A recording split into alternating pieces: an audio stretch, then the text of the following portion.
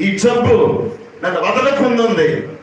తండ్రి, ఏదైనా దోషం చేస్తే, ఏదైనా తప్పు చేస్తే దయతో నన్ను క్షమించయ్యా అని గోడతో తిరిగి కన్నీరు కాల్చడం నా తండ్రి చూశాడు. స్తోత్రం కలుగును గాక. హిజ్కియా, నీ కన్నీరు ప్రార్థనని విన్నాను, నీ కన్నీరు చూచాను నేను.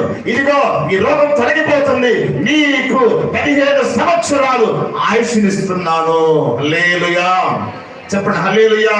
ఇర్మియా కన్నీరేమో ప్రజల కోసం అయితే, హిజ్కియా కన్నీరేమో తన రోగం కోసం. నాయూనను ఒక ఊరిలో పేద విధవరాలు ఉందంట. ఎక్కడంట? నాయూనను ఒక ఊరిలో పేద విధవరాలు ఉంది. ఒక్కడే కొడుకు, భర్త చనిపోయాడు. చాలా కష్టంతో బ్రతుకు సాగుతుంది. కొన్నాళ్ళకి ఆ కొడుకు కూడా చచ్చిపోయాడు. కొడుకు కూడా చనిపోయాడు.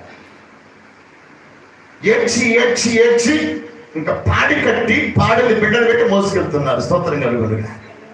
మోసుకెళ్తున్న బిడ్డ దగ్గర తల్లి ఉండి ఎక్కెక్కి ఏడుస్తుంది. యేసు వారు అనుస్తున్నాడు.